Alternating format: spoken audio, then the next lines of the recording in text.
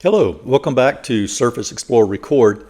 My name is Alan. I've been a software developer, software engineer working in IT for over 40 years now. And in this series, I'm showing you how I work with AI to develop applications. And I use a three-step methodology that I call Surface Explorer Record. We're currently in episode 14. Surface Explorer Record means that you use AI to surface decisions, then you explore options for each of those decisions, and then you record the decision that you can later use to build your app or even review what the AI did when it was building your app. So right now we're in the build phase. We're actually creating the code that's going to make my application that is called TaskFlow. It's a project management app. And the first thing we're going to do is we're going to switch over to the TaskFlow application running in a browser, and I'll show you what I've built since the last episode. Okay, so here we are in the browser. TaskFlow is running. Remember that it's currently running locally in the back end, and all the databases and the APIs are running in Docker, and I'm currently running my front end in a dev server. But as you can see, TaskFlow is working. I can flip through, I can see different projects, I can see information about a different task, I can move things around. TaskFlow is working. I'm logged in, I can get the information about the user right here, I can get settings, everything is there. So I finished part G between the last episode and this episode, like I said I was going to. Now the question is though, how do I know that part G works? Now, obviously, I can compare what the AI built to the specifications that I give it, to my architectural design records, to my architectural decision records, to my technical design document, and I can get the AI to compare those and see if there are any differences. But you can't count on that. The AI, when it reviews its own code, sometimes it'll find things, and sometimes it'll skip over things. So that's why in the last couple of episodes, I've told you how important it is to have a readiness test. Now, here, you can see that I can flip around and I can check, okay, this works, this works, this works. But what happens if I forget something? What happens if I don't test everything? What if something from phase F was broken when I was working on phase G? If I don't have a readiness test plan, then I'm likely to miss some of those things. So the next thing I want to do is I want to go into VS Code with Claude Code running in a terminal, and I'm going to show you how I use a test plan again. Very important. Please don't skip this part. I know it makes it seems like it slows down your project, but it'll speed it up in the end. So I'll meet you again when I run Claude Code in VS Code. Okay, welcome back. Now, as I said, I have Claude Code running in a terminal in VS Code. I have it hidden down here. Here it is. And I currently have my readiness test pulled up. If you remember from the last couple of episodes, I talked about the readiness test, and you may feel like I'm really hammering in on this. There's a reason. You don't want to skip this part. Now, if you remember from last time, we had a readiness plan that was through phase G1, because that's all we'd done at that point. And I want to show you is that as I went through this, I got the AI to update my readiness plan. So now it goes all the way through phase G8, so part G is complete. Let me open this in preview mode so you can see it. The readiness plan is very important because if I get down to the actual steps here, you can see that I can step through now each part and make sure that the app is working the way I want it to. It actually tells me what to do, log in and observe the layout. It tells me what's expected.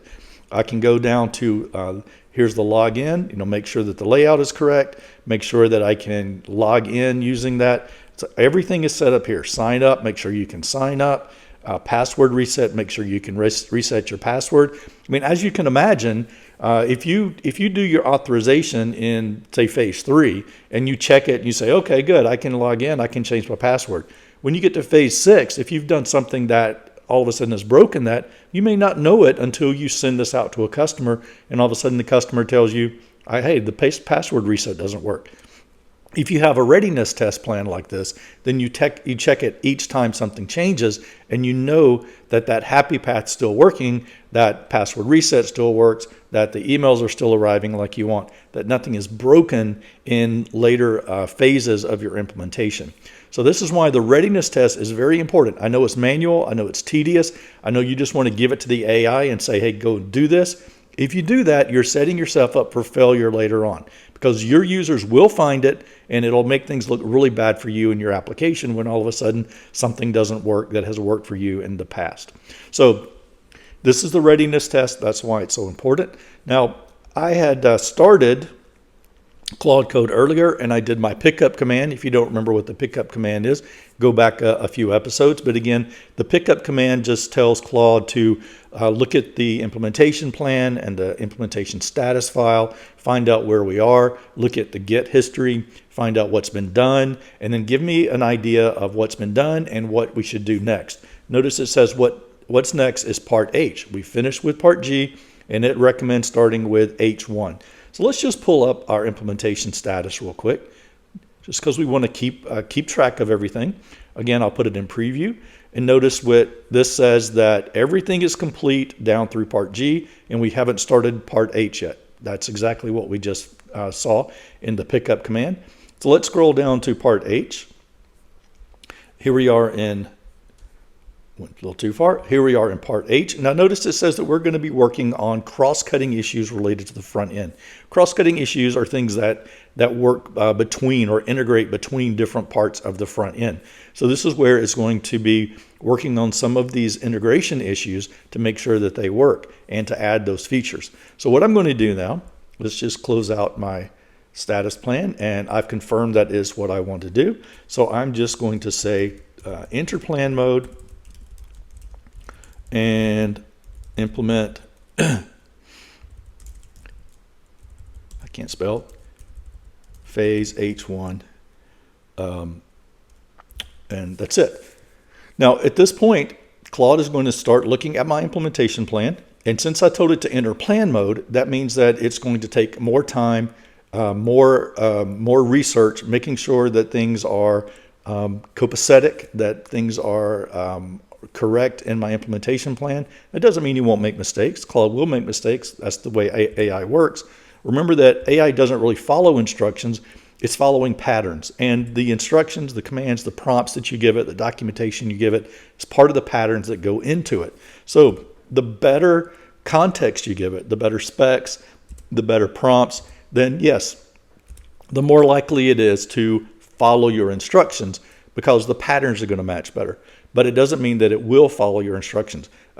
Even though I treat AI like a junior developer, AI is not really a junior developer. It doesn't really follow commands. So keep that in mind, and that'll save you some headaches down the road. Now I'm going to take a break while Claude works through part H1, and I'll come back when it's done. Okay, welcome back. So Claude has finished implementing phase H1 of my build. And I want to take this time, now that it's finished at this point, and to show you what you can do if you're going through building an application like this and you're not exactly sure what's going on. I know that many of you are vibe coders. You don't have a software engineering, software development background.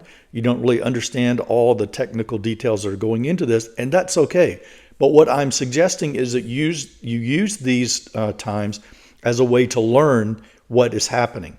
So I'm just going to show you a quick prompt that I put together, and I'm just going to ask Claude, describe what was just completed in phase H1. Why is it important to the project? What parts are most likely to fail? Now, you could ask it any question in there, but these are just some questions that I thought of as it was running, and to show you how you can use the AI to learn as you go. So even if you're not a coder, even if you're not a developer, you can still learn more about your project so that you know more about what's going on behind the hood or under the hood. Remember, the more you understand, the better your project's going to be in the end. And so let's see what it says. So it's telling me what was completed. It's primarily related to WebSockets. This is where it's so important. Why did it matter? So it tells me the main point is that TaskFlow is collaborative, which means we're going to have multiple people working at the same time. So the WebSockets are important to be able to have that back and forth communication between different browsers, different people working in different browsers. And then what's most likely to fail. So see here, we have more information about where I could expect some problems down the road. Let me just do one more and just say, hey, I don't really understand. Can you explain WebSockets in less technical terms? So again, use the AI to learn what you don't understand. And don't be afraid to say, hey, make it less technical, or I understand that part, I don't understand this part. And you can see that here again, Claude is going in and explaining me what WebSockets are. And later, if I know that, hey, I kind of understand HTTP requests, but how are WebSockets, I can't spell WebSockets different from HTTP requests? Because most API calls are HTTP requests. So how is this different? So again, it can come in and it can tell us a little bit about it, and it can help us understand. So don't be afraid to use these times while you're building and to ask questions about what you're building so that you understand it better. Now, while Claude is going through the description, the next part I'm going to do is just like I normally do. I am going to review the code that Claude just created. Again, remember, we have all these decision records and the documentation, the specs, if you will, not only to give Claude an idea of what we want it to build, but also so that it can review later. So I'm going to ask it to review what it just built, compare it to what's in my documentation, and then tell me where there's some inconsistencies. I'm gonna stop here for this episode because now it's just iterating through again. I mainly wanted to show you not only remind you about the importance of the readiness test, but also show you how you can use these build times to ask questions and learn more about software development, but also more about your app.